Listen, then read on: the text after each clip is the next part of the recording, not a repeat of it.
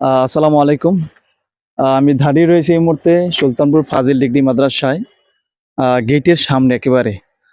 কুমিল্লা জেলার মধ্যে কয়েকটা মাদ্রাসার মধ্যে অন্যতম একটা মাদ্রাসা এই সুলতানপুর ফাজিল ডিগ্রি মাদ্রাসা। আর আমিও এই মাদ্রাসার ছাত্র। এই মাদ্রাসায় ২০০৫ সালে ক্লাস 1-এ ভর্তি হই, প্রথম শ্রেণীতে। আর ঠিক ২০১৭-তে আলিম পড়াশোনা করে এখান থেকে বের হই।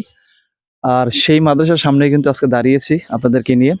এই মাদ্রাসাটি ১৯৪০ সালে প্রতিষ্ঠিত। এখন চলে ২০২৫ সাল। প্রায় ৮৫ বছরের পুরাতন একটা মাদ্রাসা এই সুলতানপুর ফাজিল ডিগ্রি মাদ্রাসা। কুমিল্লা জেলার মধ্যে কয়েকটা মাদ্রাসার মধ্যে অন্যতম একটা মাদ্রাসা হলো এই মাদ্রাসা। এই মাদ্রাসার অনেক ছাত্ররা এখন বাংলাদেশের বিভিন্ন স্থানে ভালো ভালো জায়গায় প্রতিষ্ঠিত। অনেককে অনেক বড় বড় আলেম হয়েছে, মুফতি মুহাদ্দিস হয়েছে। এই মাদ্রাসা নিয়ে অনেক ইতিহাস আছে। বাংলাদেশের মধ্যেও এই মাদ্রাসার অনেক অনেক সুনাম খ্যাতি রয়েছে। চলুন মাদ্রাসার ভিতরে যাই আমরা। আব্দুল্লাহ আসো। আমরা প্রথমে গেট দিয়ে ঢুকছি। এই যে আমার সামনে যে বিল্ডিংটা দেখতে পাচ্ছেন, এটা হলো সরকারি একটা ভবন, বন্যার আশ্রয় কেন্দ্র। এই ভবনটা একটু দেখাও। এটা হলো বন্যা আশ্রয় কেন্দ্র। হ্যাঁ, আমি সামনের দিক দিয়ে নিয়ে আপনাদেরকে দেখাবো। আহ আসলে যারা এই মাদ্রাসার পুরাতন ছাত্র আছেন তারা হয়তো অনেকেই এই নতুন দৃশ্যগুলোর সাথে পরিচিত না, যে দৃশ্যগুলো হয়তো আপনাদের চোখে এখন পড়বে আমাদের স্ক্রিনের মাধ্যমে। আমি মাদ্রাসায় প্রবেশ করলাম। প্রবেশ করেই আমাদের সেই চিরচেনা মাঠ, যেই মাঠে হোস্টেলের ছাত্ররা, মাদ্রাসার ছাত্ররা খেলাধুলা করে, ঘোরাঘুরি করতো, পিটি করে, বা এই মাঠে অনেক স্মৃতি রয়েছে অনেকের। এই মাঠটা কিন্তু আগে আমি যখন ২০০৫ সালে মাদ্রাসায় প্রথম ভর্তি হয়েছি, তখন এই মাঠ কিন্তু খাঁটি ছিল, ডুবা ছিল। হ্যাঁ, এটা কিন্তু ভরাট করা হয়। এই মাঠে কিন্তু সুলতান মাদ্রাসার অনেক ছাত্ররা নিজেরা রাত্রে দিনে মিলিয়ে মাটি কেটে এই মাঠ ভরাট করে। এই মাঠ নিয়ে অনেক ইতিহাস আছে। আমরা যদি এদিকে তাকাই, এটা হলো চারতলা ভবন, এটা ক্লাস ভবন। নিচে আমাদের সম্মানিত অধ্যক্ষ মহোদয়ের অফিস। এটা হযরত মাওলানা কবির আহমদ সাহেবের অফিস, আমার প্রিয় ওস্তাদজির অফিস এটা। আহ, আর এদিকে কিছু অফিস আছে। এখানে যদি আমরা দেখি, সুলতানপুর ফাজিল মাদ্রাসা দেবিদ্বার কুমিল্লা, স্থাপিত ১৯৪০ খ্রিস্টাব্দে, অর্থায়ন মাদ্রাসার নিজস্ব তহবিল, নির্মাণকাল ২০০৭ থেকে ২০১৩ খ্রিস্টাব্দ পর্যন্ত। মাদ্রাসার তহবিল থেকে অর্থায়ন ছিল, সেই অর্থায়নে কিন্তু এই ভবনটা প্রতিষ্ঠিত করে, স্থাপন করে। এদিকে যদি আমরা আসি, আব্দুল্লাহ ক্যামেরা দেখা যায় ভালোভাবে?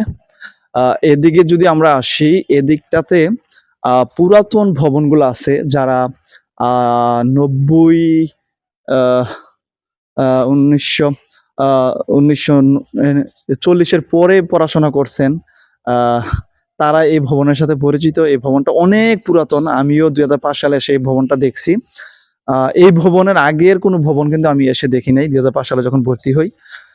আরে এই যে হেড, এটার কথা বলতেছিলাম। এই যে দেখতেছেন সুলতানপুর ফাজিল ডিগ্রি মাদ্রাসা বন্যা আশ্রয় কেন্দ্র, অর্থ বছর ২০২২ থেকে ২০২৩ বাস্তবায়নে দুর্যোগ ব্যবস্থাপনা অধিদপ্তর, দুর্যোগ ব্যবস্থাপনা ও ত্রাণ মন্ত্রণালয়, এটা সরকারিভাবে ভবন করা হয়েছে। আর যদিও এটা মাদ্রাসার মধ্যে, তবে এটা মাদ্রাসার একান্ত কিনা জানি না, তবে মাদ্রাসার অফিস, ক্লাস এগুলাতে চলে। এবং ২০২৪-এর বন্যায় কিন্তু এগুলাতে অনেক মানুষ এসে আশ্রয় নিয়েছিল। আমরা যদি ওই দিকে যাই, হ্যাঁ, ভিডিওটা লং হয়ে যায়। হ্যাঁ, আর এটা যদি বলা দরকার, এই যে মসজিদ আমার সামনে দেখতেছেন, এটা হলো সুলতানপুর গ্রামেরও কেন্দ্রীয় মসজিদ এবং সুলতানপুর ফাজিল ডিগ্রি মাদ্রাসা মসজিদ। সুলতানপুর গ্রামের কেন্দ্রীয় মসজিদ, কিন্তু এটা এখন নির্মাণাধীন কাজ চলতেছে এখনো পর্যন্ত।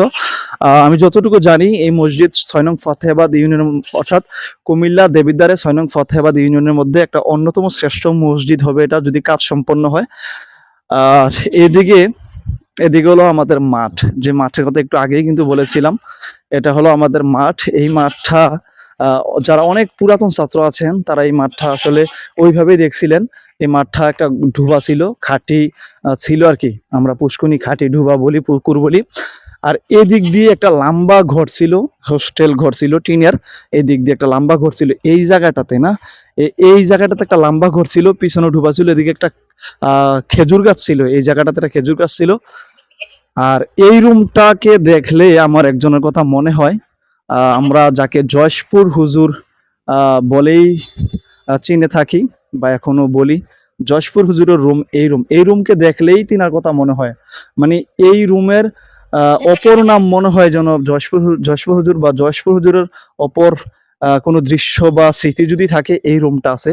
আর এদিকে যদি তাকাই, এটা হলো আপনার পুরা হোস্টেল ভবন, চারতলা ভবন। এটাও প্রায় নতুনও না, আবার তেমন পুরাতনও না, মাঝামাঝি আছে এই ভবনটা। আর এই ক্লাসগুলো যে দেখতেছেন, এগুলো হলো টিনের ক্লাস, টিনের ব্যবস্থাপনায়। এই ক্লাসগুলো অনেক পুরাতন। এই ক্লাসগুলোর সাথেও আপনারা অনেকে পরিচিত আছেন। নতুন পুরাতন সবাই কিন্তু এই ক্লাস রুমগুলোর সাথে পরিচিত, এখানে ক্লাস করছেন। আমার মনে হয় না এই কোনো ক্লাসে আমার ক্লাস করা গ্যাপ গেছে। প্রত্যেকটা ক্লাসে আমি ক্লাস করছি। তারপরে হোস্টেল রুমে অনেক রুম আমার থাকা হয়েছে। মসজিদে তো নামাজ পড়ছি। এইদিকেও ক্লাসরুম আছে। এই ক্লাস রুমগুলোতেও কিন্তু আমরা ক্লাস করছি। এগুলো মোটামুটি পুরাতন এই ভবনটা। আহ আসলে মাদ্রাসাটা একেবারে ভাই রক্তে মিশে গেছে, বুঝছেন? একটা আবেগের জায়গায় কিন্তু এই সুলতানপুর ফাজিল ডিগ্রি মাদ্রাসা। অনেকের হৃদয়ের স্পন্দন বলতে পারেন, মানে একেবারে কলিজায় কিন্তু সেভ করা আছে। আমাদের ল্যাপটপ, মোবাইল, বিভিন্ন ডিভাইসে যেভাবে আমরা অনেক কিছু সেভ করে রাখি, আমাদের অন্তরে কিন্তু আমাদের এই মাদ্রাসা একেবারে তেমন ভাবে সেভ হয়ে আছে। এইখানে একটা টিউবওয়েল ছিল, সরকারি টিউবওয়েল। এই ক্লাসগুলা তেমন পুরাতন না, নতুন হয়েছে। ওইদিকে হোস্টেল ভবন আছে, যদিও ওইগুলাতে এখন তেমন ছাত্রছাত্রী নেই।